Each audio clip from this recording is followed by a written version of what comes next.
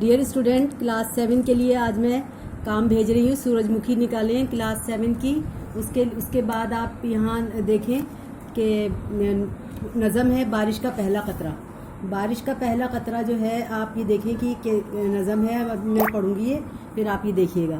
گھنگور گھٹا تلی کھڑی تھی ہر بوند پر بوند ابھی نہیں پڑی تھی. ہر قطرے کے دل میں تھا یہ خطرہ ناچیز ہوں میں غریب قطرہ.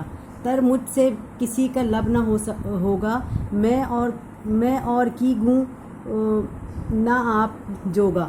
کیا کھیت کی میں بجھاؤں گا پیاس اپنا ہی کروں گا ستیہ ناس. آتی ہے برسنے سے مجھے شرم مٹی پتھر تمام ہے گرم. خالی ہاتھ سے کیا سخاوت پھیکی باتوں میں کیا حلاوت. کس بڑتے پہ میں کروں دلیری میں کون ہوں کیا بساط میری. ہر قطرے کے دل میں تھا یہی غم سرگوشیاں ہو رہی تھیں باہم. کھچڑی سی گھٹا میں پک رہی تھی کچھ بجلی چمک رہی تھی. ایک قطرہ تھا کہ بڑا دلاور ہمت کے محیط کا شناور. فیاض و جواد و نیک و نیت بھڑکی اس کی رگے حمیت کا مطلب غیرت. اچھا اس کے بعد دیکھیے بولا للکار کر کہ آؤ میرے پیچھے قدم بڑھاؤ. کر گزرو جو ہو سکے کچھ احسان ڈالو مردہ زمین میں جان. یارو یہ ہجر کیا ہے ہچر مچر کہاں تک اپنی سی کرو بنے جہاں تک. مل کر جو کرو گے جافشانی میدان پہ پھیر دو گے پانی. کہتا ہوں یہ سب سے برملا میں آتے ہو تو آؤ لو چلا میں. یہ کہہ کے وہ ہو گیا روانہ دشوار ہے جی پہ کھیل جانا. ہر چند تھا وہ بے بذات کا مطلب بالکل بے حقیقت جس کی کوئی حیثیت نہیں ہوتی کی. اور اس نے مگر شجاعت دیکھی جرات جو اس سخی کی دو چار نے اور پیروی کی. پھر ایک کے بعد ایک لپکا قطرہ قطرہ زمیں پہ ٹپکا. آخر قطروں کا بن گیا تار بارش لگی ہونے موسلا دھار. پانی ہوا بیاباں سراب ہوئے چمن خیاباں. تھی قحط سے پائمال خلقت اس میں سے ہوئی نہال خلقت. جرات قطرے کی کر گئی کام باقی ہے جہاں میں آج تک نام. اے صاحب و قوم کی خبر لو قطروں کا سا اتفاق کر لو. قطروں ہی سے ہوگی نہر جاری چل نکلے گی کشتیاں تمہاری. یہ اسماعیل میرٹھی کی لکھی ہوئی نظم ہے. اسماعیل میرٹھی جو ہیں وہ آپ لوگوں نے زیادہ تر ان کی حمد پڑھی ہوگی یا ان کی اور کوئی حمد زیادہ تر آپ پڑھتے ہیں ان کی اسماعیل میرٹھی کی. لیکن انہوں نے نظمیں بھی بہت اچھی لکھی ہیں بچوں کے لیے جو کہ بہت ہی اچھی نظمیں ہیں. اب آپ دیکھیں گے اس کی مشق جو ہے یہاں نمبر 1 ذخیرہ الفاظ درج ذیل الفاظ کے معنی کتاب کے آخر میں دی گئی فرنگ سے دیکھ کر لکھیے. یہ یہاں سے آپ لوگوں کو یہاں الفاظ معنی لکھنے ہیں. میں یہاں آپ کو کاپی سے بتاؤں گی. یہ دیکھیے تاکہ آپ کو سمجھ میں آئے آرام سے.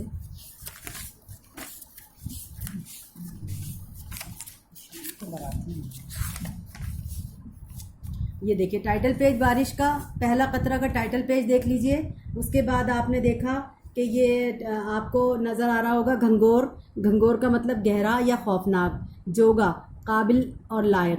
حلاوت مٹھاس شیرینی. بساط حوصلہ حیثیت. دلاور بہادر باہمت. حمیت غیرت شرم. فیاض بڑا سخی یا دریا دل. جواد کا مطلب سخی. للکار سخت آواز سے بات کرنا. ہچر مچر بہانہ یا ٹال مٹول. بے بذات بے حیثیت بے مول. اچھا اس کے بعد نہال خوشحال یا خوش و خرم. یہ ہو گئے الفاظ معنی آپ کے. اس کے بعد آپ دیکھیے یہ محاورے جو دیے ہوئے ہیں کوشچن نمبر 2 میں. جی پر کھیل جانا یہ تلی کھڑی ہونا پانی پھیرنا رگے حمیت پھڑکنا. تو ان کے جملے بنائے ہیں. جی پر کھیل جانا اس خطرناک کوہسار میں علی نے جی پر کھیل کر اپنا مشن پورا کیا.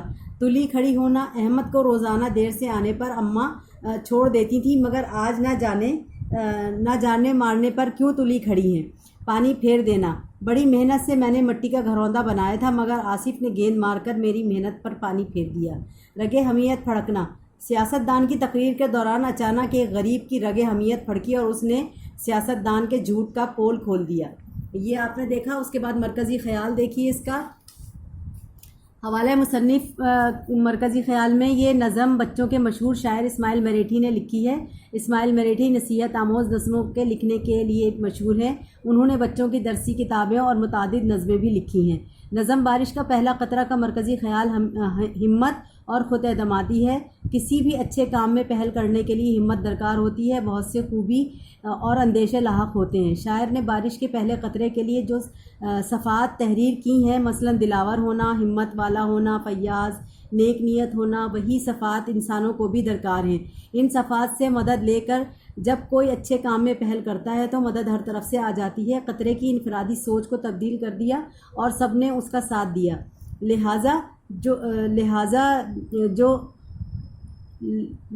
جو اتحاد و اتفاق سے قوم بنتے ہیں تو ان کی طاقت کا مقابلہ کوئی نہیں کر سکتا.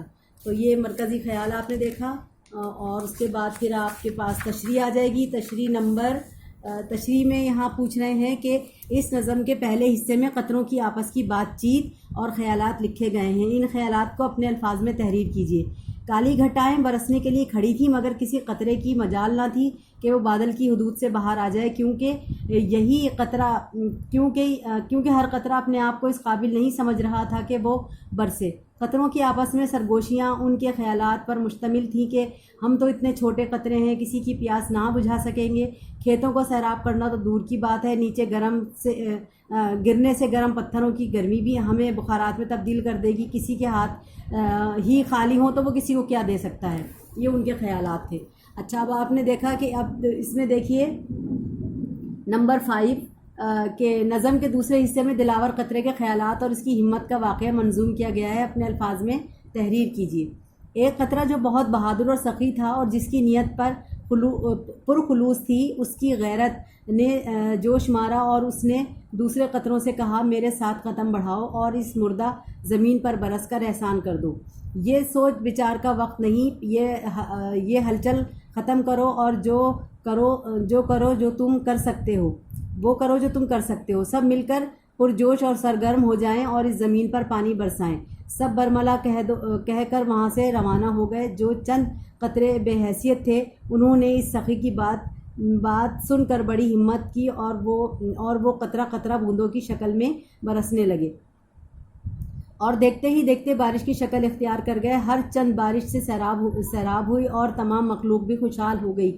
دراصل شاعر دلاور قطرے کی شکل میں ہمیں یہ پیغام دے رہے ہیں کہ پہلی بار ہمت کرنے والا بہادر ہوتا ہے، اس کی پیروی کرنے والے بہت سے ساتھ آ جاتے ہیں. بڑے کاموں کے کرنے کے لیے جذبہ اور بہادری اور پہل کرنے کی ہمت چاہیے.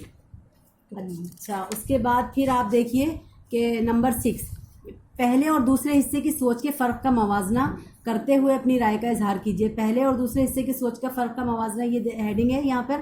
پھر پہلے حصہ اور دوسرا حصہ. پہلے حصے کی سوچ یہ تھی کہ ہم تو اتنے چھوٹے ہیں، قطرے ہیں، ہم سے بھلا کسی کو کیا فائدہ ہوگا. نہ ہم کسی کی پیاس بجھا سکتے ہیں اور نہ ہی کھیتوں کو سیراب کر سکتے ہیں. یعنی انہوں نے اپنے آپ کو اتنا حقیر سمجھ لیا تھا کہ ان کے ہاتھ خالی ہیں اور ان سے کسی کو کیا فائدہ پہنچ سکتا ہے. نمبر 2 دوسرے حصے کی سوچ یہ تھی کہ اپنے اندر ہمت، شجاعت اور دلیری پیدا کرنی ہوگی. اگر ہم چھوٹے قطرے ہیں تو اس سے کوئی فرق نہیں پڑتا.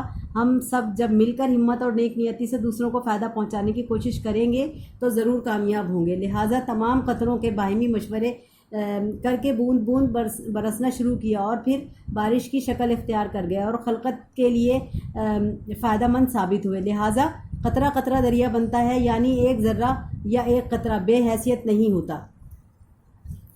درج ذیل اشعار کی تشریح کیجیے. ہر چند تھا وہ بے بذات کی اس نے مگر بڑی شجاعت. تشریح. مندرجہ ذیل شعر میں شاعر کہتے ہیں کہ وہ ایک قطرہ جو بالکل بے حیثیت تھا، بے قدر تھا، لیکن بے بذات قطرے نے بڑی بہادری اور شجاعت کا مظاہرہ کرتے ہوئے ہمت کی اور اپنے ساتھی قطروں سے کہا، میرے ساتھ قدم بڑھاؤ اور اپنے اندر ہمت پیدا کرو اور مردہ زمین کو سیراب کر دو. نمبر 2 دیکھی جرات جو اس سخی کی دو چار نے اور پیروی کی. اس شعر میں شاعر اسماعیل مریٹھی کہتے ہیں کہ جب باقی تمام قطروں نے اس دلاور اور سخی قطرے کی جرات دیکھی تو یہ سب نے آپس میں سرگوشی شروع کر دی تاکہ وہ بھی اپنے اندر وہ بھی اپنے اندر آگے بڑھنے کی ہمت پیدا کر سکیں، اور آخرکار 2-4 قطروں نے اس کا ساتھ دینے کے لیے قدم بڑھایا۔ قطرہ قطرہ بوندوں کی شکل میں برسنا شروع کر دیا۔ تھی قحط سے پامال خلقت، اس میں سے ہوئی نہال خلقت۔ بارش نہ ہونے کی وجہ سے پوری انسانیت بے حال تھی، قحط اور خشک سالی کا شکار تھی، لیکن باہمت قطروں کی وجہ سے جب بارش شروع ہوئی تو پوری خلقت خوشحال ہو گئی، ہر طرف ہریالی اور زمین سیراب ہو گئی، ہر طرف خوشحالی کا دورہ ہو گیا۔ اب یہاں پر دیکھیے اس نظم کے آخری 2 اشعار میں کی گئی نصیحت بیان کیجیے اور ان کی وضاحت کے لیے مزید مثال دیجیے۔ مثلا یہ کہ دھاگے کے ملانے سے مضبوط رسی بنتی ہے، نمبر 2 اینٹ پر اینٹ رکھنے سے عمارت بنتی ہے یا دیوار بنتی ہے، نمبر 3 پھولوں کو لڑی میں پروئیں تو صحرا بن جاتا ہے، نمبر 4 افراد کے اتحاد سے قوم بنتی ہے۔ اچھا یہ سب جو ہے یہ اعراب لگانا ہے۔ یہاں پر اعراب کا مطلب آپ کو پتہ ہی ہے کہ زیر زبر پیش جہاں جہاں لگانے کی ضرورت ہے وہاں پر یہ اعراب لگانا ہے۔ Thank you.